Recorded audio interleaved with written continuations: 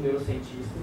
Então, eu também venho tentando observar essa interação, né, entre os cientistas da computação e os neurocientistas. Os cientistas da computação elaboram o sistema, mas os neurocientistas eles contribuem de que maneira tem que ser o sistema, como que tem que ser estruturado, que tipo de dados podem ser disponibilizados. Bom, finalizei. Então, o que eu venho buscando compreender é como essas diferentes áreas, essas culturas de pesquisa próprias, elas se apropriam da ciência aberta dentro desse centro de pesquisa. E como que a ciência aberta ela é institucionalizada nessas práticas, né? Então, como são negociadas essas diferentes percepções? Porque você tem pesquisadores que são a favor, do outro você tem pesquisadores que têm certas resistências. Então, como se mitiga essas diferenças para viabilizar a ciência aberta? Bom, obrigado.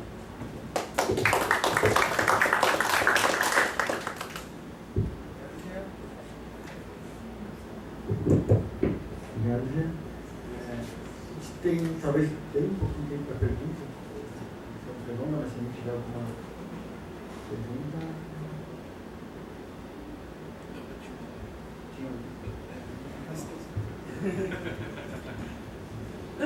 Bom, mas não, na verdade é um pouco a discussão que ele começou no começo, da apresentação, que tem a ver com o modelo de ciência. Né? Eu acho que essa é uma discussão tal, assim, e aí é que tá, porque eu até peguei um pouco o professor Nelson Preto, que estava dizendo, a gente estava conversando,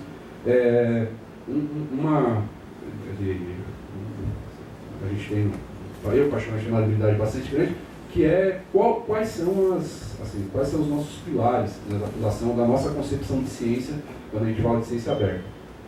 Isso é uma coisa, assim, eu pergunto, o que vocês estão trabalhando, o que vocês estão pensando.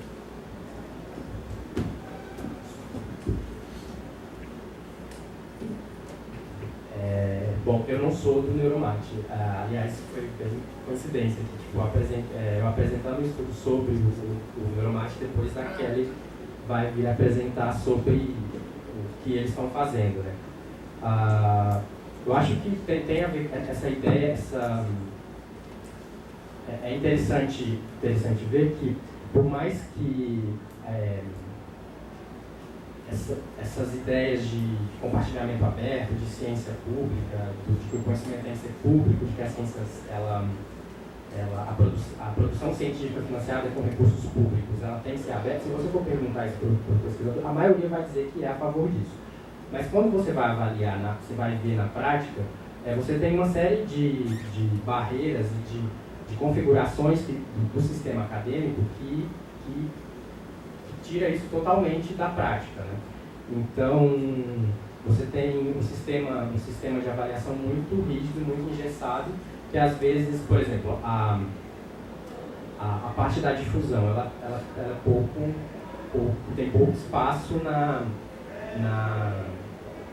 avaliações acadêmicas. Mas uma coisa que eu venho observando, que eu observei, principalmente nesse trabalho que eles fazem com a Wikipédia, é utilizar a Wikipédia para ser uma maneira de tornar popular, ou de, não diria popular, mas para institucionalizar a área de neuromatemática, porque é um campo muito novo. Então tem pouquíssimas coisas produzidas sobre o que é a neuromatemática. Então eles utilizam, os professores utilizam exatamente esse termo, popularizar a Wikipédia com aquilo que nos caracteriza o campo da neuromatemática. Então eles fizeram essas oficinas em que os pesquisadores produziram eles tinham os termos e eles produziram conceitos sobre a área. Então, para eles isso foi muito significativo, que é uma forma de tornar a área mais conhecida.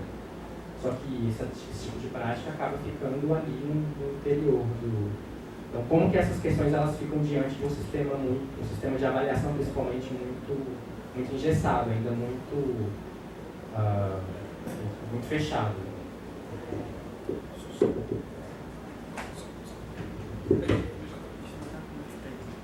Eu queria, na verdade, eu tinha umas observações para fazer, mas bem rápidas. Acho que não é nem. É mais observações sobre o seu trabalho, que está começando o doutorado aí. Acho que uma questão, especialmente, talvez mais até a questão do banco dos dados, de parte mais de educação, não deixa de ser importante para a educação, relevante na Wikipédia, mas já que você falou do Latour, né, uma coisa que eu até cheguei a incorporar numa apresentação que eu fiz no congresso no começo desse mês, eu acho que uma questão muito interessante para a ciência aberta do ponto de vista da análise laturiana é pensar como é que como é que a abertura desses processos de exposição na rede de processos de pesquisa transforma um lugar da ação, transforma a relevância de você fazer uma etnografia em loco fisicamente. Quer dizer, qual que é o território da ação de uma pesquisa quando você tem dados abertos, quando você tem, e aí parte da pesquisa sendo colocada em wikis, ou coisas até mais radicais em muitos casos, eventualmente, como o pessoal, não o pessoal de Drug Discovery de Campinas, lá do Consortium, que é mais Open Innovation, mas o pessoal de Drug Discovery do pessoal da Austrália, que faz todo o processo de pesquisa online, com todas as informações, no momento que elas são pensadas pelo pesquisador, já estão no blog, já estão no... Como é que isso transforma a noção o conceito laturiano mesmo de local da ação e de que maneira isso se desconstrói ou de que maneira o que sobra da caixa preta depois disso. Acho que essa é uma questão de pesquisa super legal dentro dessa análise juntando essa questão de ciência aberta com a análise laturiana da ciência. Bom, gente, infelizmente a gente tem que correr um pouquinho, porque senão a gente não vai sair daqui tão cedo. Ontem já foi muito difícil. Eu agradecer o Jean e começar então a próxima etapa das apresentações sobre materiais de dados abertos. Então, saindo um pouco das questões mais de discussão, de estudo sobre ciência aberta e entrando novamente em práticas. A Kelly vai apresentar sobre o banco de dados científicos abertos. Caso nas linhas. Eu já vou deixar as pessoas se apresentarem. Obrigada. Obrigada, Alexandre. Boa tarde a todos. Na verdade, o Jean facilitou bem a minha tarefa aqui nessa exposição agora, e já fez uma excelente introdução sobre o que é a neuromática. Bom, meu nome é Kelly Rosa Bregueta, eu sou professora do Departamento de Ciência da Computação, aqui da USP mesmo, do Instituto de Matemática e Estatística. Eu sou pesquisadora no projeto Neuromate já há 2 anos, na verdade, desde o início da vigência do projeto. Deixa eu falar um pouquinho aqui sobre mim. Na verdade, toda a minha formação aqui é na área de ciência da computação, né? Então, eu coloquei aqui desde a graduação, mas começou até antes, no colégio técnico, já fiz um curso extinto, né, processamento de dados, isso já nem existe mais. Mas então, eu estive aí na área da computação desde sempre. Dos últimos 10 anos, minhas pesquisas foram principalmente concentradas na área de modelagem de dados, criação de bancos de dados. Trabalhei em diversos projetos multidisciplinares, justamente nessa questão de organização de dados científicos. Tá? E não somente os dados, mas também os processos que transformam esses dados. Né? Então, tem dados brutos, dados derivados, né? Dados que são resultantes de análise, de processos de análise. Então, também trabalho na parte de gerenciamento de workflows, que são modelos abstratos que a gente pode criar para representar esses processos de transformações de dados. Então, é uma forma de documentar e até tornar público, né, um processo experimental de análise de dados. Aqui vocês vão ver que a minha apresentação é bem cara de gente de exatas, né? Assim, eu vi várias apresentações assim, super inspiradoras, pessoas, né, eloquentes e apresentações bem assim, atrativas, com figuras, né? E a minha reflete bem pessoal de exatas, né? Vários tópicos, não muitas imagens, então eu peço desculpas aí por isso. E quero aprender mais com o pessoal aí de ciências sociais e a tornar essas discussões bem mais atrativas, né? Bom, mas o que eu queria, assim, falar com vocês como uma motivação, né, para o que eu vou apresentar aqui na sequência, na verdade, eu acho que nem faz muito sentido pensar aqui em argumentar com vocês sobre a importância, né, muito obrigada, de se disponibilizar dados científicos de forma aberta, né? Todo mundo que está aqui já levanta essa bandeira. Eu só queria chamar assim, a atenção para duas perspectivas assim, que eu considero particularmente importantes, que pelo menos é uma das coisas assim, que me motivam, que me norteiam, né, nesse trabalho que eu faço no contexto do Neuromate. Primeiro, essa ideia do dever ético e segundo, o dever cívico. Dever ético de fazer uma ciência que seja validável e que seja reprodutível. Então, assim, hoje, eu até gostaria de citar, né, essa ideia do quarto paradigma das descobertas científicas. Eu não sei se todos de vocês já ouviram falar sobre isso, porque essa ideia de quarto paradigma ela foi introduzida por um pesquisador que é muito conhecido na área de ciência da computação. O nome dele é Jim Gray. Na verdade, o Jim Gray ele recebeu em 2005, se eu não me engano, o prêmio Alan Turing, que equivale a um Nobel aí na área de ciência da computação, né? Então, foi um cientista que foi muito influente.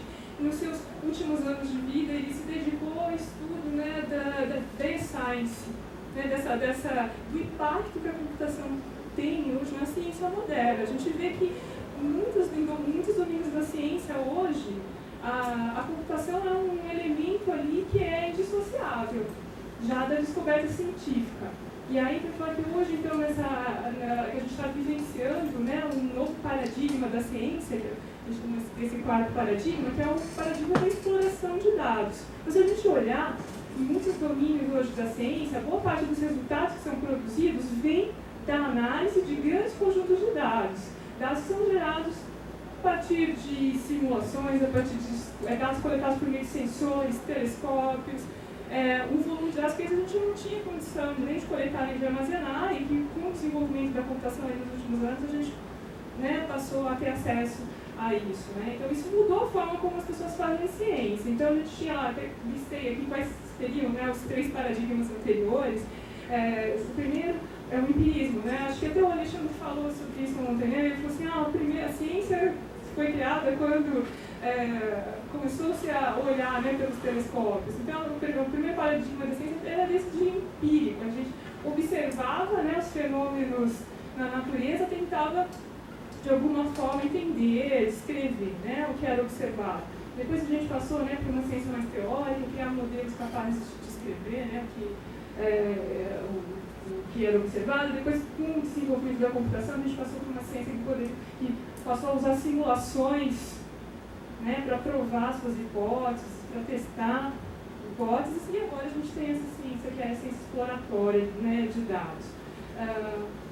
Bom, então se a gente tem tantos resultados que são tão dependentes da análise de dados, é claro que a gente precisa que os dados estejam disponíveis, né, publicamente, para que a gente possa validar a produção científica, tá? Para que a gente possa reproduzir o conhecimento.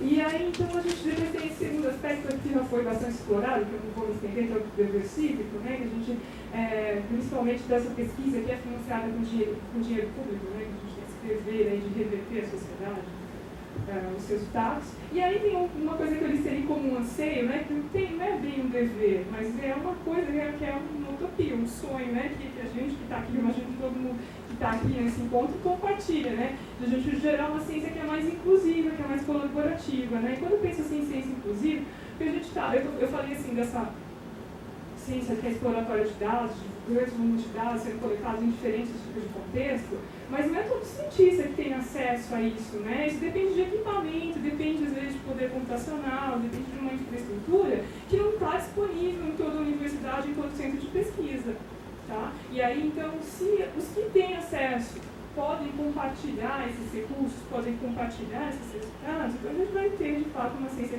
que é inclusiva, que vai permitir, né, que mesmo os que não têm acesso, né, ao financiamento também possam se beneficiar, né, da infraestrutura. Eu gostaria de falar assim, de umas estatísticas bem rápidas que foram apresentadas num artigo publicado muito recentemente na revista Nature. Nesse artigo, assim, ele fala de uma informação que tem ali umas estimativas de que nos últimos 10 anos, né, a quantidade de dados científicos duplicou com relação a toda a quantidade de dados que a gente tinha, né, anteriormente, né? Então, eu imagino que para os anos futuros essa curva de crescimento é muito maior, né? Aí uma coisa que é alarmante disso é que 80% desses dados que são produzidos na área de ciência, eles não não foram publicados, né, e não estão acessíveis publicamente de nenhuma forma. Tá? 80%, tá? Uma porcentagem muito grande. E ainda considerando, né, esses 20% de dados que de alguma forma estão, né, publicados, a cada ano depois da publicação, a chance de que o dado seja perdido aumenta em 17%. Então, mesmo que já foi publicado, depois de alguns anos, o dado some daí da história, né? Então, isso a gente está fazendo ciência, então, para quem, né? Onde, né, que isso está se perpetuando? Existe, claro, várias iniciativas que se relacionam ao lance de publicar dados científicos, né, de possibilitar o acesso de alguma forma.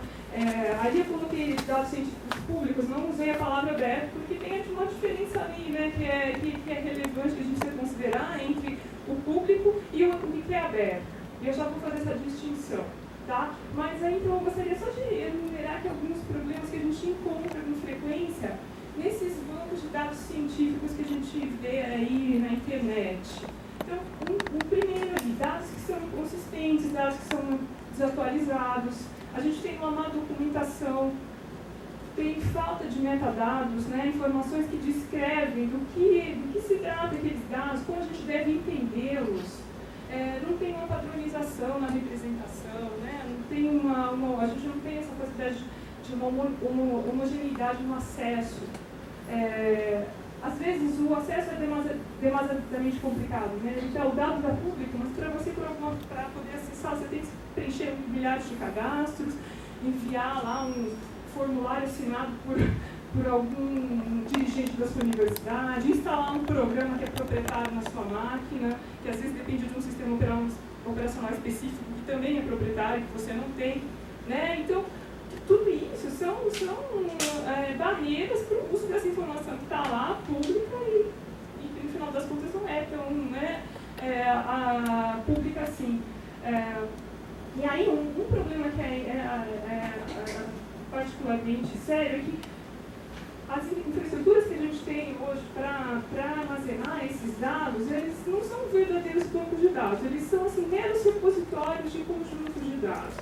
E isso, qual que é a diferença de um para outro, né? Assim, o cientista vai lá, ele tem a sua coleção de dados, manda para um desses sites que funciona como repositório e não tem nenhum compromisso com relação à estrutura desse dado que ele está mandando, nem com relação à documentação, nem com metadado. Então, cada um vai lá, põe o seu dado, nenhum dado é parecido com o outro. Se tem alguém que está realmente interessado em usar essas informações para fazer um estudo mais aprofundado, para fazer uma meta-análise, para combinar diferentes datasets pequenos e um dataset grande, para ter uma relevância estatística, que é isso que é uma grande, né, importância associada aos dados públicos, a gente conseguir coletar dados numa relevância, assim, em quantidade suficiente para ter relevância estatística, nada disso a gente consegue fazer. Tá? Se não tiver alguma forma, uma representação padronizada e construir, né, esses repositórios no formato de bancos de dados reais. E aí, então, aqui só para fazer aquele esclarecimento entre a diferença de bancos de dados públicos e dados abertos, então, para a gente dizer que um dado aberto, né, tem até uma definição do que é aberto, segundo a Open Knowledge Foundation. Então, aberto significa que qualquer um pode usar, né, modificar e compartilhar para qualquer propósito aí, mas então tem essa ideia de que é preciso, qualquer um pode acessar e usar, mas para que a gente consiga realmente usar um dado que é público, então é preciso que esse dado seja compreensível, é preciso que ele tenha boa qualidade, então é preciso que ele esteja acompanhado dos metadados dele, tá? Que a gente saiba as informações da proveniência, principalmente quando a gente fala de dados científicos, né? Então, imagina que a gente está ali considerando dados não coletados no experimento que envolve, né, pacientes, a questão médica que o João falou. Você vai publicar um resultado derivado, né, que é relacionado, por exemplo, a um novo tratamento para uma doença, em cima de um banco de dados público que você desconhece onde ele foi gerado, em que condições ele foi coletado. É uma responsabilidade muito grande para o cientista, né? Então, assim, essas informações sobre a proveniência, elas são, assim, fundamentais para que, de fato, a gente tenha, né, coleções de dados abertos que sejam úteis, que façam sentido depois, né, no contexto científico. Deixa eu ver, eu passei aqui. E aí, bom, claro que em algumas áreas da ciência, alguns domínios, a gente já tem representações padronizadas de dados. Eu vou colocar aqui 2 exemplos que são bastante conhecidos, a área de bioinformática e a área de astronomia. Então, na área de bioinformática, ela teve assim, um crescimento enorme nos últimos anos, principalmente devido a essa criação desses padrões para representação. Então, a gente tem assim, esse FASTA e o BLAST, são dois formatos padronizados para representação de dados de genética, né? Dados genômicos. A criação desses padrões permitiu assim, a criação de várias outras ferramentas de software livre até mesmo, né? Que tem interoperabilidade, que conversam entre si. Então, um grupo de pesquisa que desenvolveu uma ferramenta para esse tipo de formato de dados dentro de uma universidade, na verdade, estava contribuindo com todos os outros grupos de pesquisa separados no mundo inteiro, porque todo mundo estava usando o mesmo tipo de dado. Tá? E aí uma coisa assim, a proposta análoga a gente já tem também para a área de astronomia, com o Virtual Observatory, né, que tem a ver com essas iniciativas de padronização de dados. E aí, bem na área de neurociência, eu vou citar como um mau exemplo nesse contexto. A gente não tem padrões para a área de neurociência, para representação de dados. Tá? A gente até tem, assim, quando fala de neuroimagens, ressonância magnética, até imagens de raio-x, isso já existe alguma padronização, porque isso na verdade vem da área médica. Mas os padrões são fechados e as ferramentas que lidam com ele não são abertas. Tá? Agora, para dados mais registros eletrofisiológicos, como o Kevin já citou, eletroencefalografia, que é um tipo de dado que o neurocientista trabalha muito, para nada disso a gente não tem representação padronizada. Tá? E o que a gente tem, na verdade? Tem algumas iniciativas relacionadas à criação de diretrizes para reportar dados de experimentos. Diretrizes para reportar é bem diferente de representação padronizada. Assim, diretrizes para reportar, geralmente a ideia delas é assim, descrever o que o cientista, quando vai publicar um trabalho, um resultado que é relacionado à análise de dados, ele tem que escrever no paper para que o outro cientista consiga entender minimamente qual foi o experimento que ele realizou. Tá? Então isso assim, até serve como um guia assim, para a gente sobre o que é relevante guardar, né, sobre os dados científicos na hora de armazenar digitalmente, mas não tem ali essa força de padrão e nem de permitir depois interoperabilidade de ferramentas. E aí então esse projeto aqui que eu mencionei, o MIB, né, que é o Minimal Information for Biological and Biomedical Investigator, ele tem vários, ele agrupa várias dessas diretrizes, não só para a área de neurociência, mas para a área de biologia e medicina, biomedicina em geral. Tá? Então, lá, quem entra nesse repositório encontra várias dessas diretrizes aí. Mas é o que a gente tem, então, para a área de neurociência. Aí vem como que o Neuromat se relaciona com isso, né? O Jean já falou, já apresentou aí o projeto, não vou ficar entrando em detalhes. Eu gostaria de ressaltar aqui que então, o Neuromat é um desses projetos financiados pela FAPESP, e assim, essa relação que ele tem com a questão da ciência aberta, da difusão científica, transferência tecnológica, assim, não é totalmente por acaso, né? Isso é um requisito para esse tipo de financiamento que o projeto recebe. Ele é um centro de pesquisa, inovação e difusão. Então, essa sigla já vem da FAPESP, do tipo de financiamento que recebe, então significa que o projeto ele tem que ter um compromisso com a difusão científica, ele tem um compromisso com a transferência tecnológica, e isso já estava lá descrito, né? No texto do projeto quando foi submetido.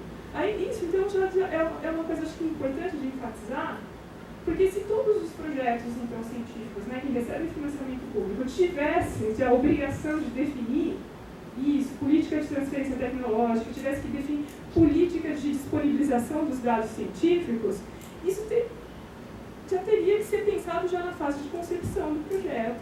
E ia depois ser cobrado e o cientista ia ter que se comprometer com isso. Então, é uma ideia aí que isso já acontece, né, em projetos financiados na Europa, tanto que lá uma excelente referência para quem tem interesse em compartilhar dados científicos é o Centro de Curadoria de Dados Digitais lá que tem na União Europeia. É um centro que foi criado para amparar os cientistas só nessa tarefa de descrever políticas de disponibilização de dados, né, públicos, e que discute, por exemplo, questões práticas, né, envolvidas nisso, por exemplo, a escolha das licenças para colocar, né, os dados no domínio público, escolha, né, das ferramentas para fazer o gerenciamento de dados e coisas nesse nível. Tá?